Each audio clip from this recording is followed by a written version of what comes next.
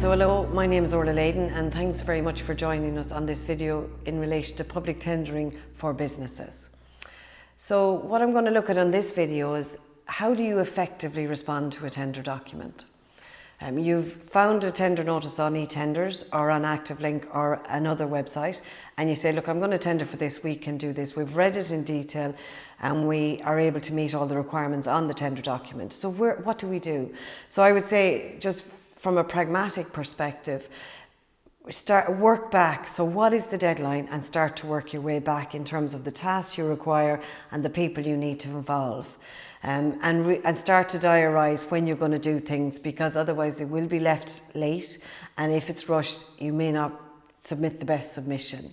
So who are your team? Who do you need to think about? So do you need to collaborate with someone because there is a skill that maybe is short and you need to maybe talk to another colleague from another business that might be able to go into the tender with you?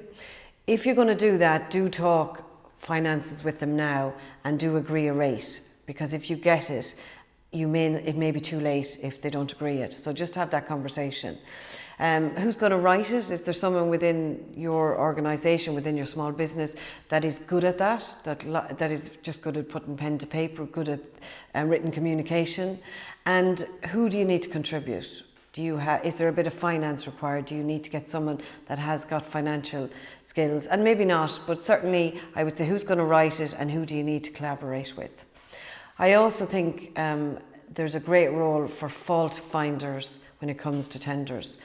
And when I say a fault finder, I mean ask your Uncle Jimmy to look at it and say to him, does this make sense to you that knows nothing about my business? And if it makes sense to someone who's completely outside of the business, it means that you have really explained what it is you're doing and how you can do it. And then not forgetting your administrator.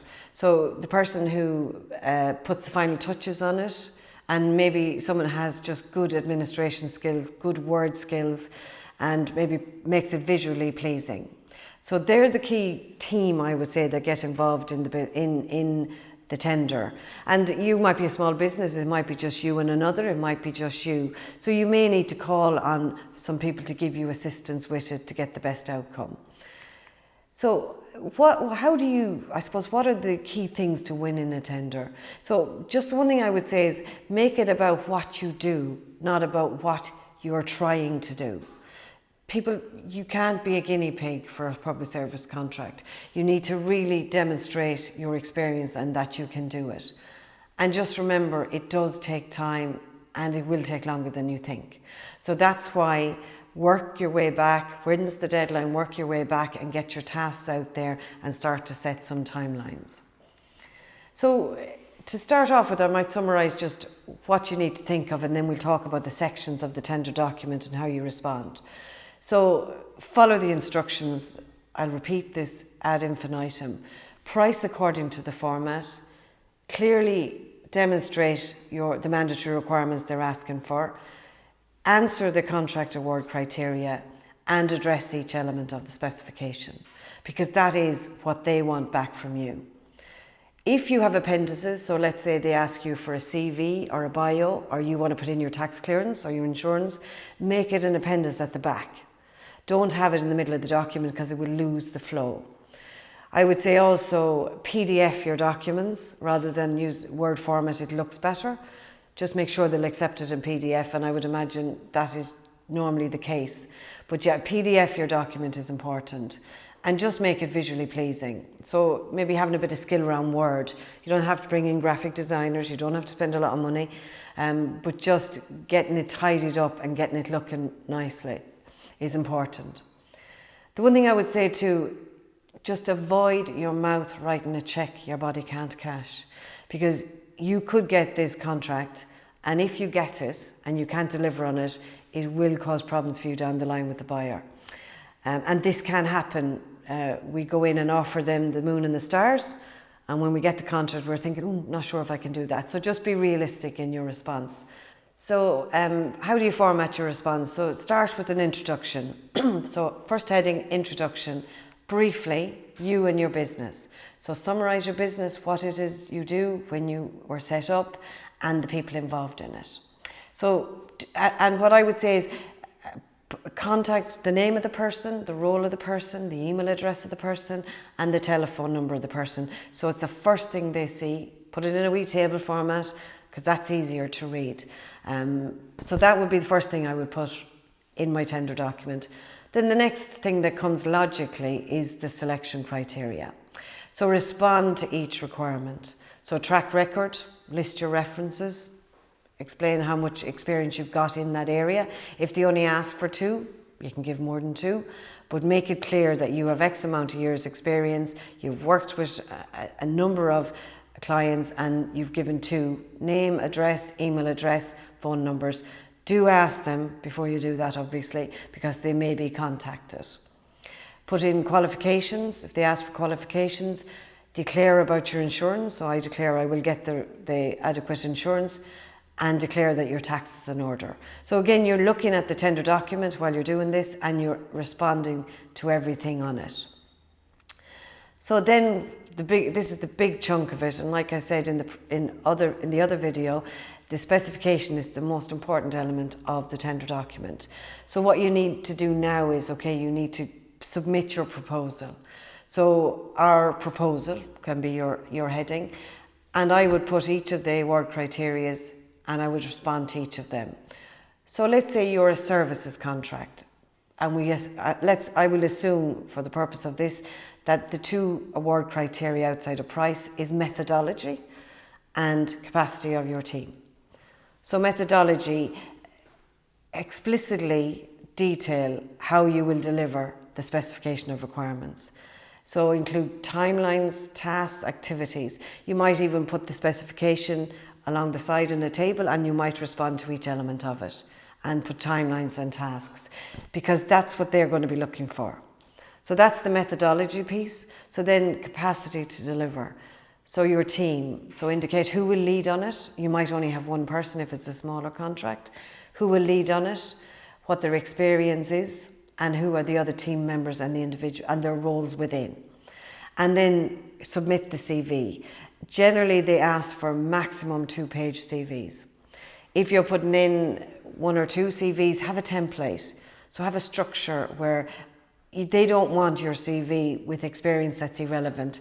They want a CV with experience that's relevant. So have a template and fill in the template and have the same look for the 2 CVs, because again, it's much easier for the buyer to understand your experience and qualifications. So they're the kind of things that I would expect to have in the capacity to deliver. So let's say you're a supplies contract and you're supplying a piece of equipment to a buyer. So what they're going to do is they're going to say, does this meet our spec? Does this piece of equipment meet the spec we asked for? So what you need to do is include a brochure, visuals, a brand name, and also warranties, delivery timelines, all that stuff that goes with it. Don't assume because you put in the brand name they will understand it, because they may not. So a brand name on its own is not enough. You need to really detail what that brand does. So that's how I would say you submit your proposal. So what you've done at this point, what we've done is we've let them know who we are, who the contact person is. We've addressed the selection criteria that we can meet the mandatory requirements, and we've now responded to the award criteria. So then cost is the next piece, because it will always be an element, one of the award criteria, cost for sure. So go back to what is the format they've asked for. Is it hourly? Is it daily? Is it fixed fee? So break it down. Generally, if it's a services contract, they will want to break down. So if you're tendering for something that's 15,000, for example, they'll want to break down days, hourly rate, daily rate, whatever it is, tasks associated with that. And that has then got to link with your methodology. So if it's a supplies contract, delivery separate. What is the cost of delivery?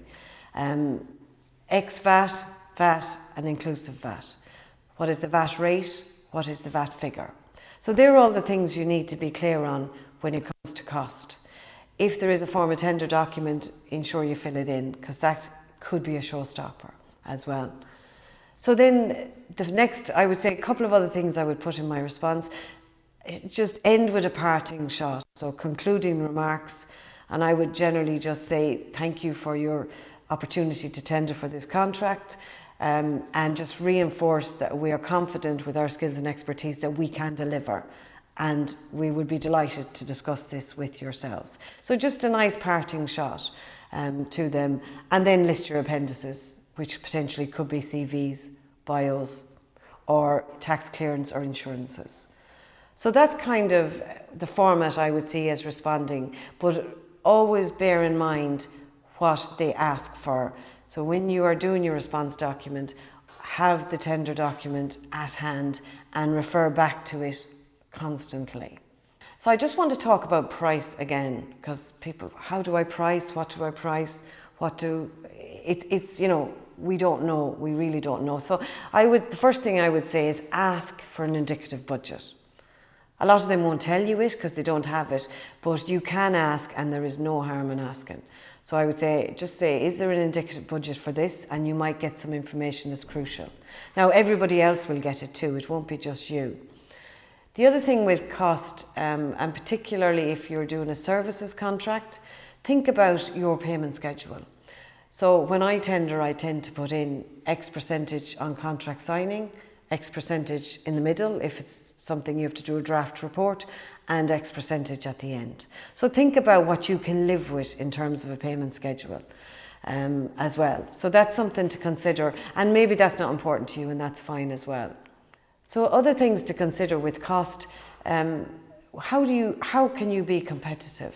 So you might, buyer comfort I call it, where you say that you will hold 20%, 30% of the contract value until the job is done. That can be sometimes quite important for a buyer, and they may see that, and that might help your tender proposal. Perhaps they may ask you to tender for X amount of this and a higher volume as well. So maybe a savings based on volume. That can also be an innovative approach to your cost. So think about how you can be more competitive with your cost as well. So key drivers for tender success, I would say, are understanding the buyer's world and business.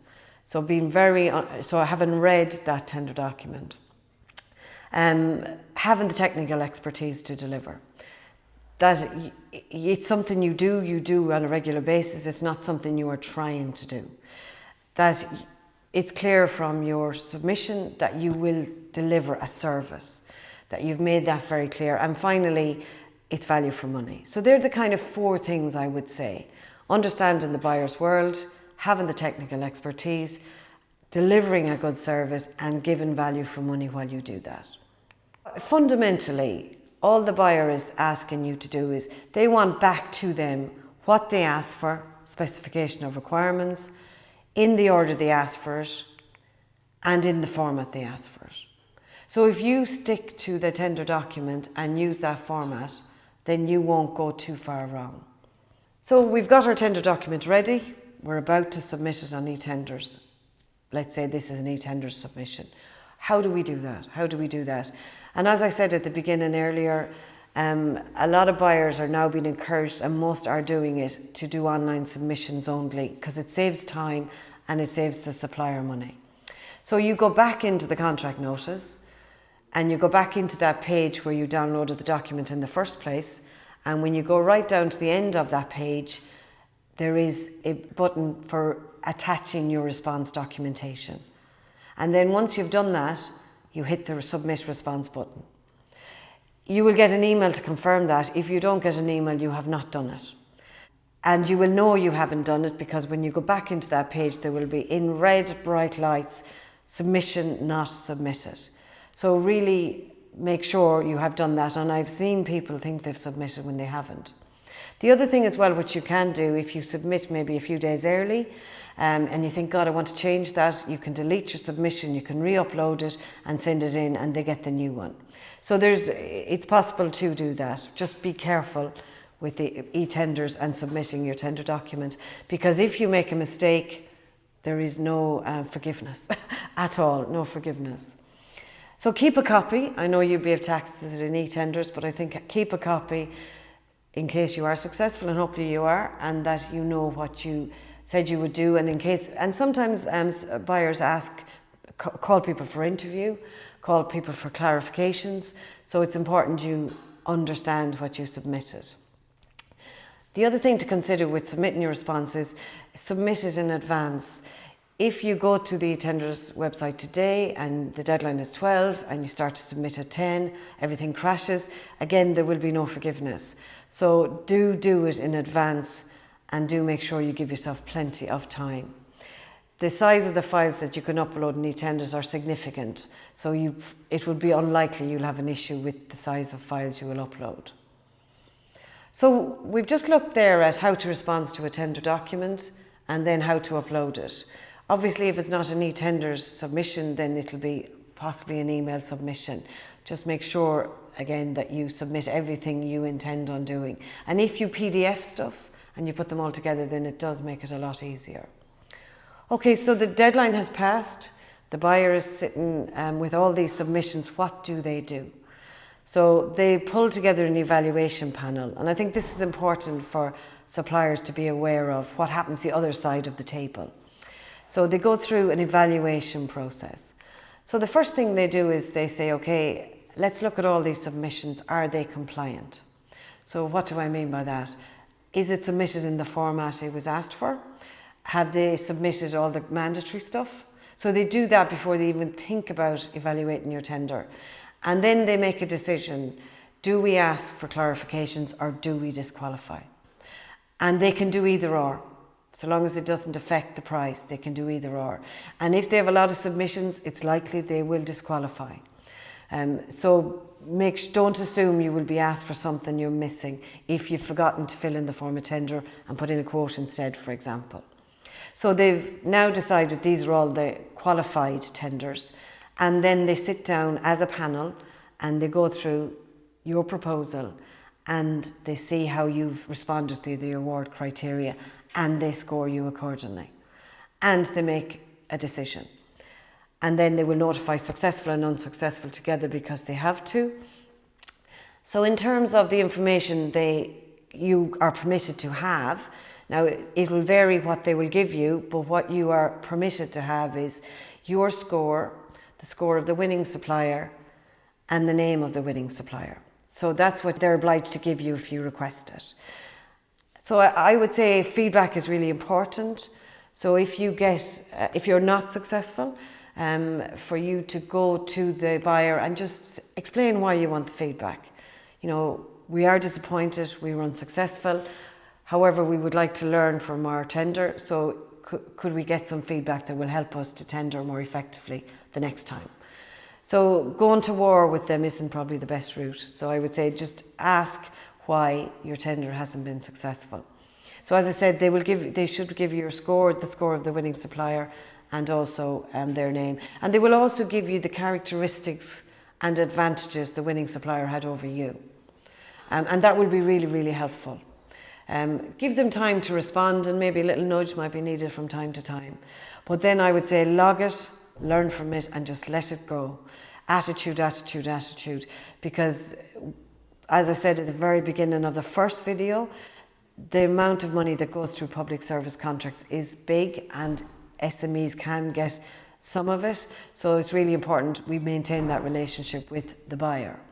That's not to say we can't ask questions about our feedback if we feel there's something we don't understand. So why do suppliers lose tenders? I would say there's a few reasons. Not meeting the qualification criteria, and we've kind of touched on a lot of these already, but just kind of from a summary perspective, varying from the spec. So telling you what they can do for you rather than responding to what you want. Not being able to tell us what they do, not being able to articulate it in simple terms, and not being able to explain it fully. Late submissions are an absolute no-go. They're not permitted and they won't be accepted. Incorrect format, not filling in a tender response document that's been given a template, shortfall in documentation, and cutting and pasting, recycling old tenders. And you can learn from previous tenders and you can reuse it and you can build your toolbox, and as you do more of it, it will become a lot easier for you because you'll become more accustomed to it. but just make sure that you are still meeting the spec that they're asking for as well. And follow the instructions. I cannot emphasize that enough. Read their tender document. They have spent an enormous amount of time developing it with a lot of input from other people within the public body. So do read it and read it fully. So in summary, based on what we've covered on these series of videos, what would I say to you? I would say get your toolbox ready. So get your track record in order, get your qualifications, get all the pragmatic stuff like your insurances, finances, and have them all filed away, easily accessible. And as I said, the more you do it, the easier it'll become.